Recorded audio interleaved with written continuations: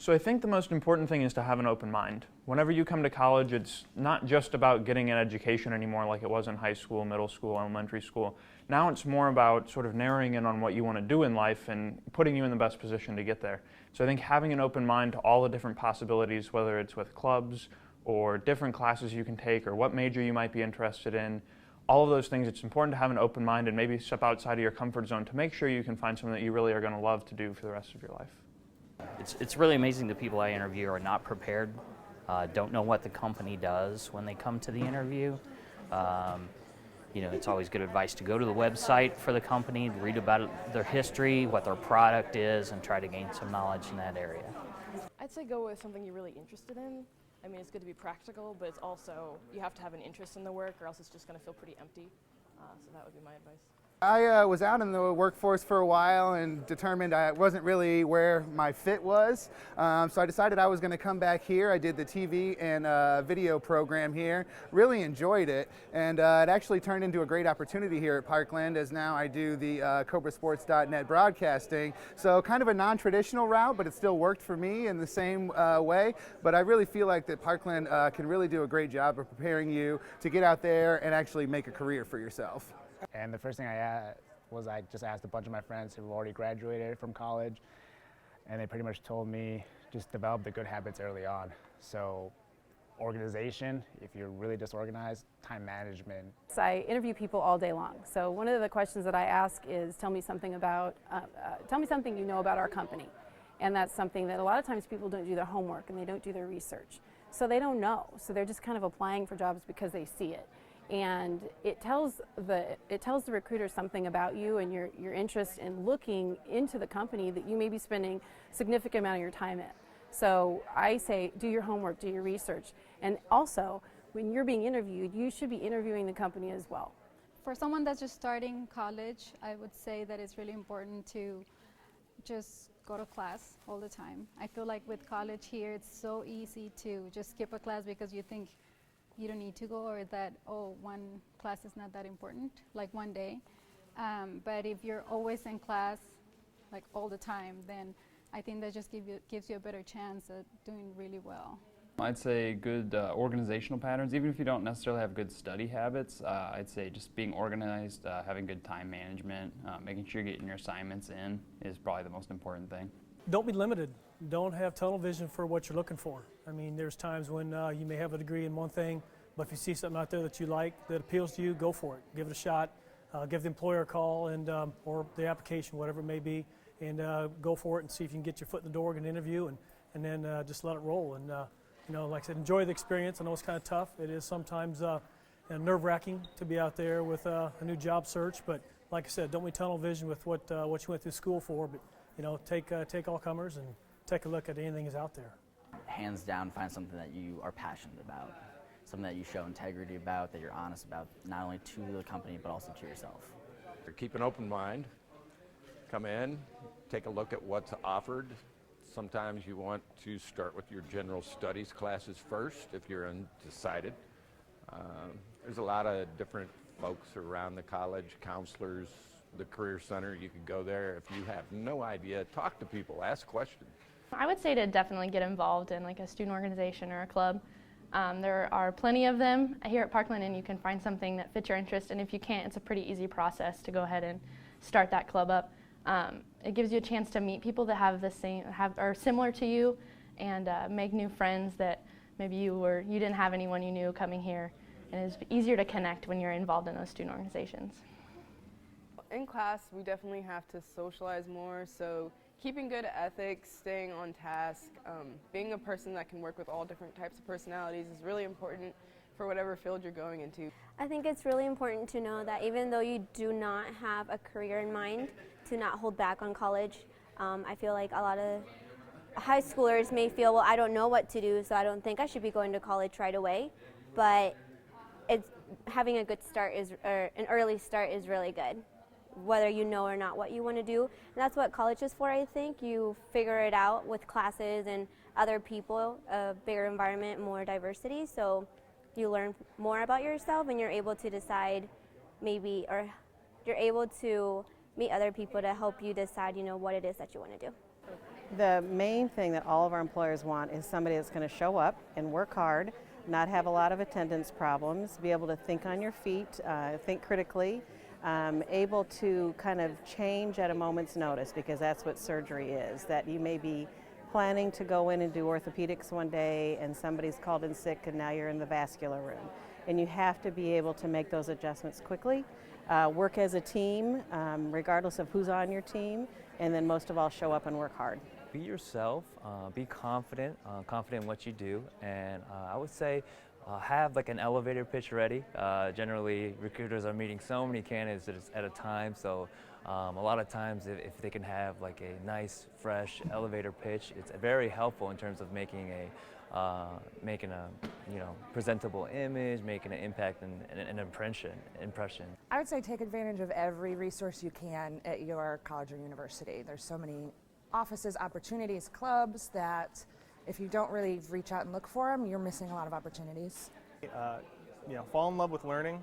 I'm a Parkland alum, and I really noted that the teachers did a great job of kind of sparking that love of learning and into the niche that I am doing currently at Promic.net, which is a system administrator. So I get to help customers on a day-to-day basis. And going through Parkland and starting here, really jumping off was finding where my strengths were really best at and then trying to learn towards those strengths. So I was able to pinpoint what technologies I really loved, wanted to learn more about, and then Parkland kind of helped me along that road for sure. Do what you've always had a passion for, but also make sure that there's a market for it. A lot of times people follow their passions and they end up graduating and there's no jobs for them. So I'd find a way to incorporate something like you really love to do and something that maybe challenges you a little bit, but you know you can do it. Mine, for instance, is music therapy. I love music, I love helping people, but I also want to go into a neuroscience, neurological side of it. So I'm not great with biology, so I know that's going to be a challenge for me, but it's something I want to do, so I will do it. Put yourself out there, I'd say. Maybe take some courses that you're not super comfortable with. Even something you don't think you'd be interested in at all, you might be surprised. In terms of clubs that you want to be involved with, your job, as well as classes, and it can be very difficult to juggle those things, and you don't really have the safety net of meeting one-on-one with your teachers like you did in high school. It's not as small of classes, they may not know you, but really getting to a bigger picture and being able to balance all the things that you have to do. I think that's very important to discover early on and not let one thing monopolize your time or just become drowning in doing too much or something like that. So finding a balance, I think, would be the most important thing. I would definitely check out the Career Center. They can help you with a career assessment to kind of see, what are your interests, what are your dislikes, what do you definitely not want to do. And also you can take a bunch of electives, find something that may be interesting, like criminal justice or something, and see if that's something that sparks your interest or not. That'll help you kind of gauge where your interests are. I would say take a lot of different variety of classes and find that thing that you really sparks your interest and gets you excited, and then kind of tap into that and ask a lot of questions. Time management, that's the big one. I think college is all about time management. If you don't have self-control on time or know how to manage your time, you're going to be struggling a lot. But even if you do, the struggle's still going to be there, but it'll be less because you'll be able to work around it, work with your time, work with your peers and your class schedules and teachers. So that's really important to just have that time management control. Working with other people, especially ones I've never even talked to before, have nothing in common with them. That's probably the easiest way to find some type of something common with them in order to work with group projects or even able to ask it for help.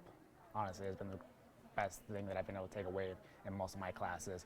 I'm usually someone that doesn't like to ask for help. I tend to do things on my own, but when things get hectic, if I don't rather not ask the professor, I'd rather just ask a student who's probably having the same issue with me, then we could just work it together, which I feel in the workforce that comes in handy when you're new to, say, a corporate office or a factory or something like that, where you're using skills. You're still new to that place. You don't know what their SOPs are, what they have to do. So it kind of lets you know it's okay to ask sometimes. You have to get over the fact that you have to ask questions. You may sound stupid, but it does help a lot. If you have an opportunity to go abroad, I would totally do it. It doesn't really matter where. It's just about experiencing a new culture and realizing that the world's a pretty big place and that there's so many new experiences and new people to meet. Always do your homework, check out the potential employer, talk to someone, take a tour, look for a potential contact within the organization you might be looking at or the field that you're actually looking to go into, and get as much information and utilize that in a career search. So keep an open mind, look for things that you love,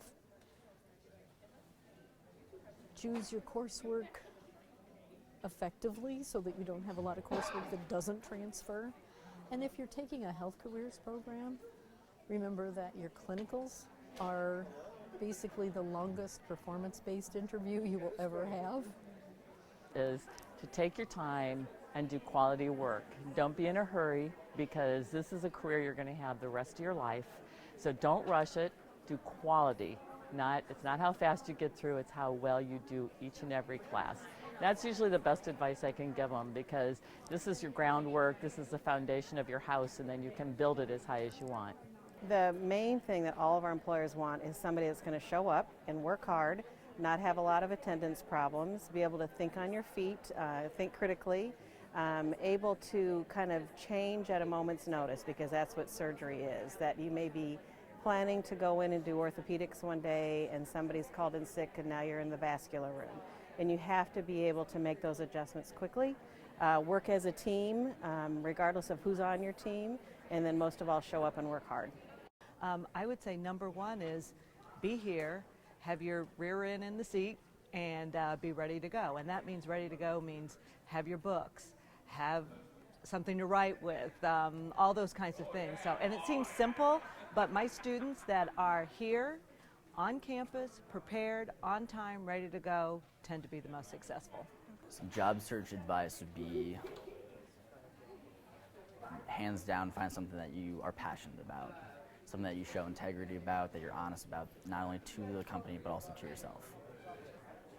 Go in with an open mind and move forward and just keep on advancing till you decide what your career is going to be and go for it. Parkland has the best faculty that I could ever have imagined. In my time here, I can't even think of one professor that I would have changed for a different one or something like that. They've been fantastic, always helpful at every turn. And just to go to show how fantastic they are, most people take between 12 and 18 credit hours. I took 22 for my first 2 semesters here, and it would have been completely impossible without the support of the faculty, without the classroom size the way that it is, and so it's just been a fantastic fit. I would recommend practicing good time management, organizing your busy personal life and hectic class schedule can be exhausting. Using something like a daily planner or an online calendar could be good to relieve some unnecessary stress.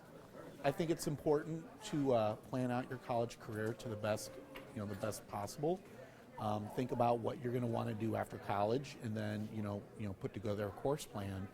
If you're not sure exactly what job you want to do, explore different majors and go to professionals and talk to them. Most professionals are more than open to talk about what they do because it's their career and they love it. Keep an open mind. Come in, take a look at what's offered.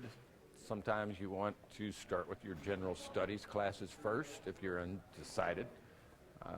There's a lot of different folks around the college, counselors, the Career Center. You can go there. If you have no idea, talk to people, ask questions. What I try to tell everyone coming through is, if at all possible, find something you truly enjoy, find a hobby, and then figure out a way to get somebody to pay you to do that. You'll never have to wake up and go to work again in your life. So, find something you love, something that you have a passion for, and something that matches that. The curriculum will teach you things that enhance some of the skills that you already have and make you want to explore your curiosities further.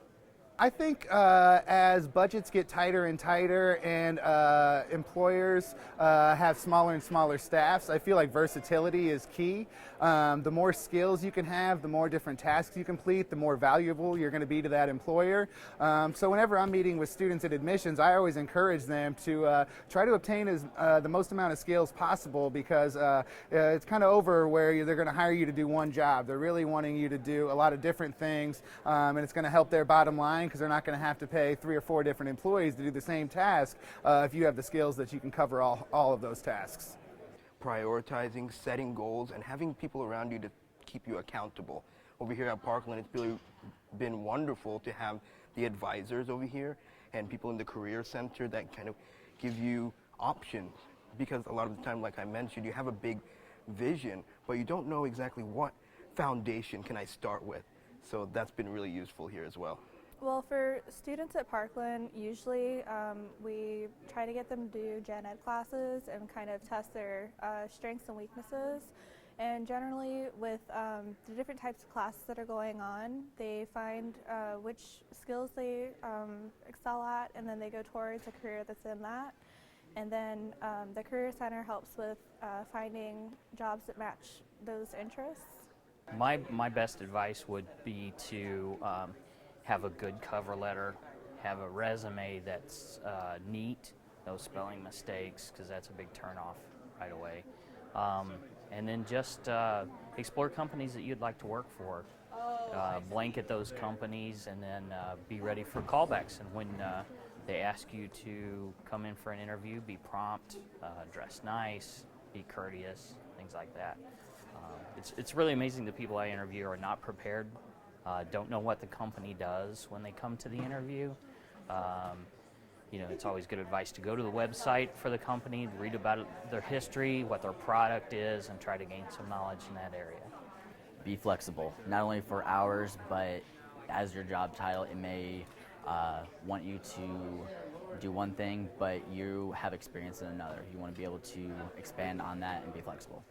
The biggest thing is you need to be organized, but you need to handle disorganization at a huge amount of disorganization at some times, and then get back to organization and be able to communicate. Communicating with the surgeon and the nurse in the room is a huge part of it. We don't have a lot of patient contact, but being able to be a part of a team, regardless who's on that team, and then again just adjusting kind of on the fly, always. There's a ton of opportunities, so depending on your interest, whether my interest is community health and public health nursing, so I've always been more in the community than in the hospital. For some people it might be more the hospital, some people like emergency care, there's flight nursing, there's international nursing, there's military nursing. People can really specialize, and there's a ton of certifications, so if you decide you have a specialty you want to really delve into, you can be certified as a pediatric nurse, you can be certified as a wound care nurse, you can be certified as an ostomy nurse. You can go into any area and specialize, and that opens all kinds of other opportunities. And then you can go on and get other degrees, you can teach, you can be a nurse practitioner, you can do research, you could sell pharmaceuticals. There really are a lot of opportunities out there.